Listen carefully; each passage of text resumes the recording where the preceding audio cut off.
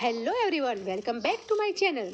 ઘણા બધા આપણે ઉપાયો જોઈ ગયા, કિચનના, બાથરૂમના અને ઘરના બધા જ ઉપાયો જોઈ ગયા છીએ. પરંતુ ઉનાળામાં જે આપણને તકલીફ પડતી હોય છે તેના વિશે હું આજે વાત કરવાની છું. તેના ઉપાયો આપણે આજે જોઈશું. તો જે તકલીફ પડતી હોય છે દરેક ગૃહિણીને, તો આજે આપણે આ વિડીયોમાં જોઈશું. તો વિડીયો લાસ્ટ સુધી જોજો. ચલો લેટ્સ સ્ટાર્ટ. સૌપ્રથમ અહીં મેં કાચા બટાકા લીધા છે, તેને મેં છોલી દીધા છે. તો આજે બટાકાનું એવું આપણે ઉપાય બતાવીશું કે જેથી આપણી સ્કિન એકદમ બેદાગ થઈ જશે. અને હા, આંખોની જે ડાર્ક સર્કલ રહી ગયા થયા હોય તો તે પણ પરમનન્ટલી દૂર થઈ જશે. હા ફ્રેન્ડ્સ, તો અહીં આપણે મિક્સર જારમાં જે કાચા બટાકા છે તેને આપણે આવી રીતે કટ કરી લઈશું. એટલે કે તેને આપણે જ્યારે શાક સમારતા હોઈએ તેવા પીસ કરી લેવાના છે.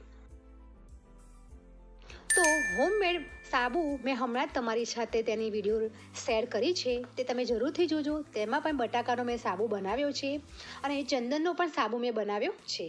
તો તે સાબુ વાપરવાથી પણ તમારી સ્કિન એકદમ સોફ્ટ થઈ જાય છે અને ઉનાળામાં તો ખૂબ જ ઠંડક આપે છે. તો હવે મિક્સર જારમાં આવી રીતે પેસ્ટ કરી દીધી છે. તો હવે તેને આપણે અલગ ગળણીમાં ગાળી લઈશું. તે પહેલાં પણ હું તમને એક ટ્રીક બતાવીશ કે જ્યારે આપણે પાણી કે ઘી કે કોઈ પણ વસ્તુ ગાળતા હોઈએ છીએ ત્યારે આવી રીતે ગળણી છે આવી રીતે સાઈડમાં થઈ જતી હોય છે.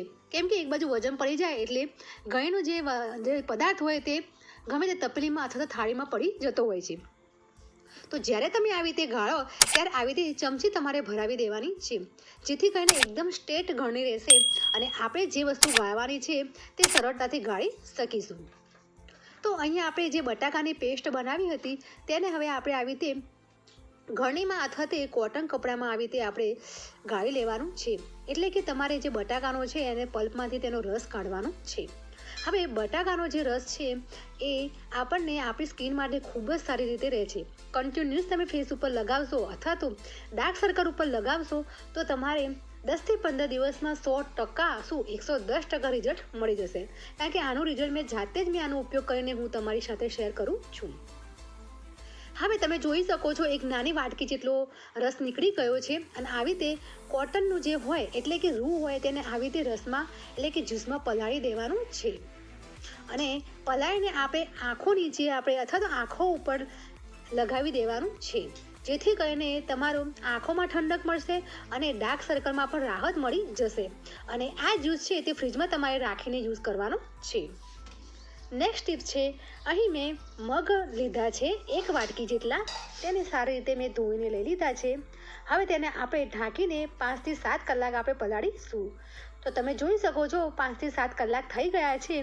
થોડા હવે ફૂલી ગયા છે એટલે કે પલળી ગયા છે. હવે તેમાંથી બધું આપણે પાણી કાઢી લઈશું.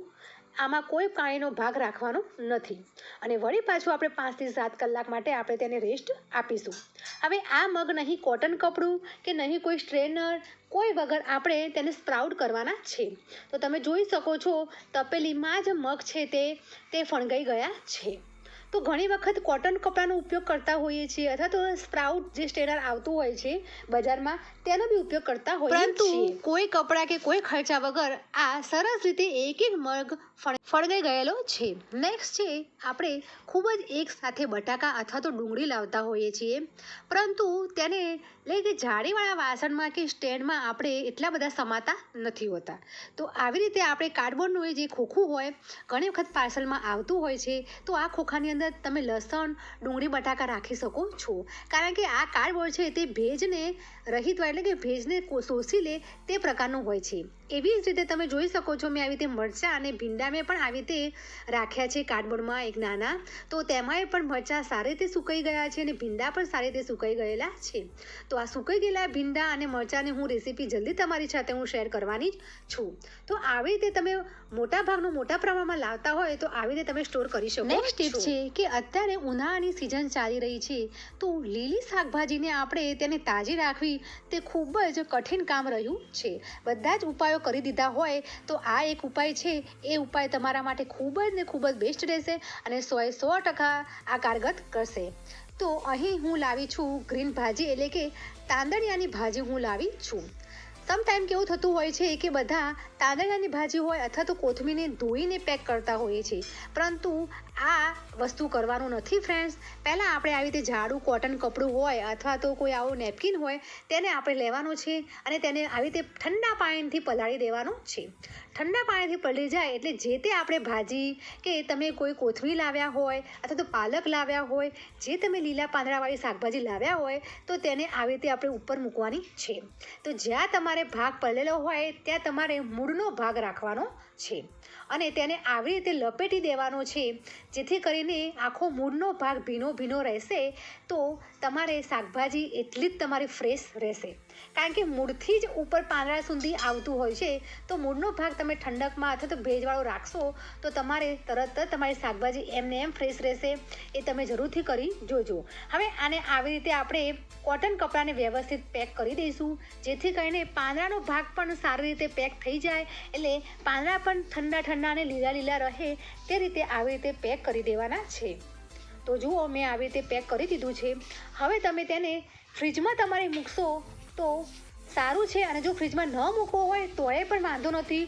આ ભાજી હું ફ્રીજમાં મૂકતી જ નથી, કેમ કે ફ્રીજમાં મૂકવાથી તે થોડા કરમાઈ જતા હોય એવું લાગી રહ્યું છે મને. મારા પોતાના એક્સપિરિયન્સ પરથી હું કહું છું.